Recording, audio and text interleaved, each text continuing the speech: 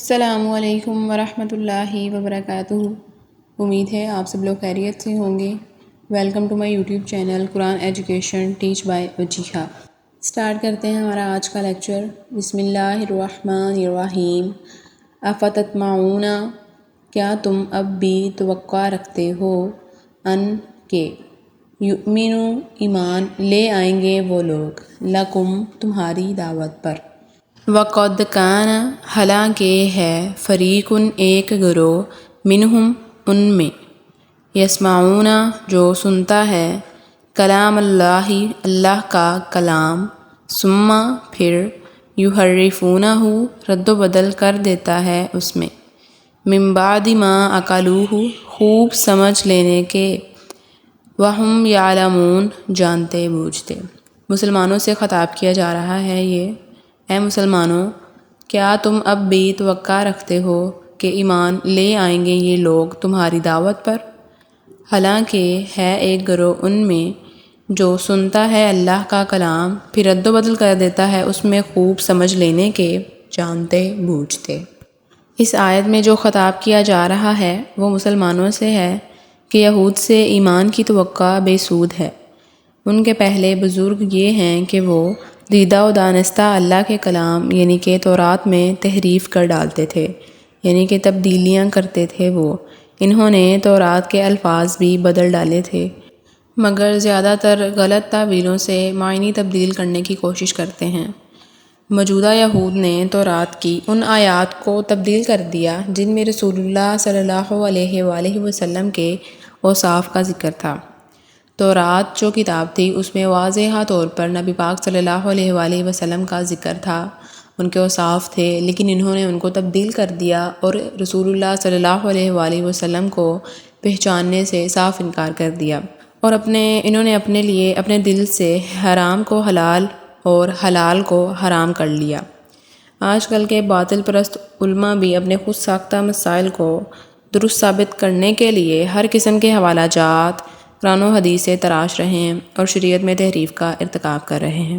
کیا آج کل ہو رہا ہے کہ لوگ جو ہیں آج کل بہت سی حرام چیزوں کو ہیلا سازیاں کر کے حلال بنا رہے ہیں۔ ایسا ہی ہو رہا ہے ہمارے معاشرے میں کہ بہت سے حرام کام ہیں جن کو ہیلا سازیاں کر کے ہم حلال بنانے کی کوشش کرتے ہیں، اور پھر ہم مان بھی لیتے ہیں کہ واقعی صحیح ہے بھئی، معاشرے کے حساب سے آج کل جو حالات چل رہے ہیں اس کے حساب سے یہ صحیح ہے، ہم کر سکتے ہیں۔ اس طرح کی باتیں بہت زیادہ آ رہی ہیں۔ میری نظر سے سوشل میڈیا کی ایک ویڈیو گزری تھی کہ ایک خاتون تھیں، وہ نقاب کے بارے میں بات کر رہی تھیں۔ وہ بات کر رہی تھیں ریفرنسز کے ساتھ۔ بات وہ یہ کر رہی تھیں کہ عورت کے لیے جو پردہ ہے، اسلام میں عورت کے لیے پردہ کیا ہے، کہ عورت جو ہے وہ ڈھکی ہو، اس نے فل لباس پہنا ہو۔ وہ یہ کہہ رہی تھی لباس پہنا ہو اس نے، فیس اگر اس نے نہ بھی اپنا ڈھانپا ہو تو صحیح ہے۔ مطلب شریعت جو ہے اس کے اوپر نہیں کہتی کہ فیس بھی ڈھانپنا ہے، بس حجاب کر لو آپ تو وہ صحیح ہے۔ وہ یہ کہہ رہی تھیں۔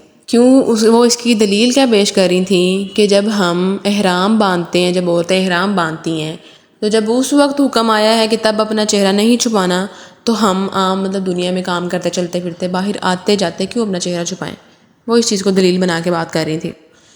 اگر ہم اس طرح کریں گے تو ہم اپنے آپ کو خود گمراہ کریں گے۔ اگر وہ ریفرنسز پیش کر رہی تھیں تو انہوں نے اسٹڈی کیا ہوگا، تو مجھے اس بات پہ اتنی حیرت ہو رہی تھی کہ وہ خود اسٹڈی بھی کر رہی ہیں اور لیکن وہ میننگز اپنے حساب سے بنا رہی ہیں، کہ اپنے حساب سے اس چیز کو یہاں پہ جوڑ دیں کہ بھائی ہم کیوں عام باہر آتے جاتے پردہ کریں، کیوں نہ کریں۔ جب اسلام کہتا ہے عورت کا مطلب ہی پردہ ہے، سر سے لے کے پاؤں تک وہ ڈھانپی ہونی چاہیے۔ سر سے لے کے پاؤں تک چہرہ نہیں آتا ہے نا چہرہ، تو اس کو بھی ڈھانپنا ہے۔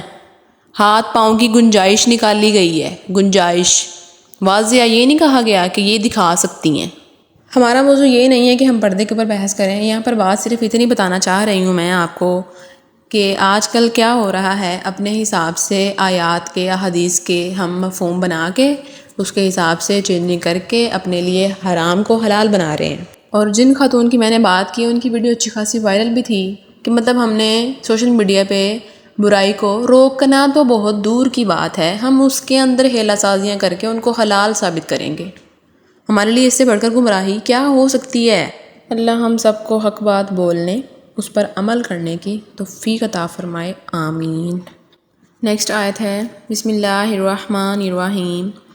وَإِذَا اور جب لقو ملتے ہیں الذین ان لوگوں سے جو آمنوا ایمان لا چکے ہیں، قالوا تو کہتے ہیں آمنا کہ ایمان لائے ہم بھی، وَإِذَا اور جب خلا تنہا ہوتے ہیں بعضهم الی بعض ایک دوسرے کے ساتھ، قالوا تو کہتے ہیں اتحدثونہم کیا بتا دیتے ہو تم مسلمانوں کو، بما وہ باتیں جو فتح اللہ کھولی ہیں اللہ نے علیکم تم پر، لیحاجوکم تاکہ وہ حجت کے طور پر پیش کریں تمہارے خلاف، بھی ان باتوں کو، عند ربکم تمہارے رب کے حضور، افلا تعقلون کیا تم عقل نہیں رکھتے۔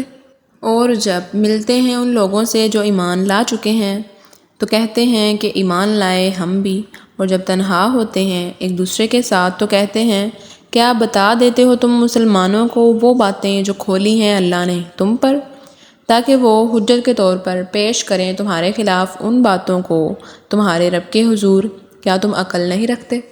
یہود کی اخلاقی پستی اور اللہ تعالیٰ سے بے خوفی کا یہ عالم تھا کہ ان میں سے بعض لوگ جب مسلمانوں سے ملتے تھے تو ایمان کا دعویٰ کرتے تھے، اور اس کے علاوہ ان علامتوں اور ان پیشن گوئیوں کا بھی تذکرہ کرتے تھے جو کہ تورات میں ان سے کی گئی تھی۔ اللہ تعالیٰ نے تورات میں ان سے پیشن گوئیوں کا تذکرہ کیا تھا نبی پاک صلی اللہ علیہ وآلہ وسلم کے بارے میں، لیکن جب وہ آپس میں ملتے تھے ایک دوسرے سے تو ایک دوسرے کو ملامت کرتے تھے کہ تم مسلمانوں کو وہ باتیں کیوں بتا رہے ہو جو اللہ تعالیٰ نے صرف تمہیں بتائی ہیں، کیا تم نہیں سمجھتے اس بات کو کہ وہ آخرت میں تم پر حجت لے جائیں گے، یعنی کہ وہ لوگ اپنے آپ کو ہی دنیا اور آخرت کے فاتحہ سمجھتے ہیں۔ نیکسٹ آیت ہے بسم اللہ الرحمن الرحیم۔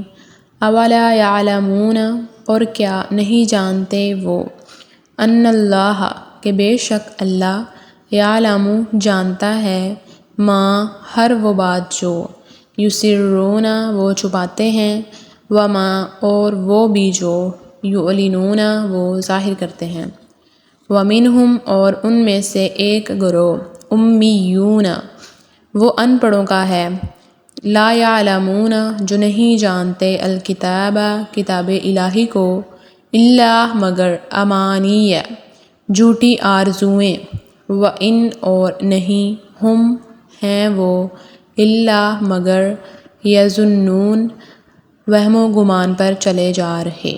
اور ان میں ایک گروہ ان پڑھوں کا ہے جو نہیں جانتے کتاب الہی کو مگر جھوٹی آرزوئیں، اور نہیں ہیں وہ مگر وہم و گمان پر چلے جا رہے۔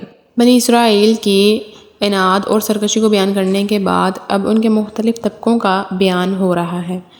اس آیت میں جو آیا ہے امانیہ، امانیہ امنیت ان کی جمع ہے جس کے معنی ہیں آرزوؤں اور من گھڑت روایات کے ہیں، یعنی یہود میں ایک طبقہ جو عوام کا ہے ان میں ایک ان پڑھ بھی ہیں، انہیں الکتاب یعنی کہ تورات کا کچھ علم نہیں ہے، مگر وہ اپنے سینوں میں کچھ خواہشات، کچھ من گھڑت روایات لیے بیٹھے ہیں، مثلاً کہ ان کے بزرگوں کی وجہ سے انہیں بھی بخش دیا جائے گا، وہ جیسے کہ مرضی اعمال کریں انہیں ان کے بزرگوں کی وجہ سے بخش دیا جائے گا، یا یہ کہ جنت میں صرف یہود ہی جائیں گے، ان کے سوا اور کوئی نہیں جائے گا، یعنی کہ وہ خود کو ہی فاتحہ سمجھتے ہیں۔ امنیت ان کا ایک معنی تلاوت بھی آتا ہے، جیسے کہ سورہ حج کی آیت ہے ایک، الا اذا تمنا القی الشیطان فی امنیتہ۔ اس صورت میں مطلب یہ ہوگا کہ وہ خالی تلاوت کر سکتے ہیں مگر انہیں اس کے مطلب کی کچھ خبر نہیں، جیسے کہ آج کل اکثر مسلمان خواہ حافظ قرآن ہی کیوں نہ ہوں محض تلاوت کر سکتے ہیں مگر مفہوم سے بالکل بے بہرہ ہیں، ایسا پڑھنا نہ پڑھنے کے ہی برابر ہے، اس لیے ان کے امی ہونے کے خلاف نہیں۔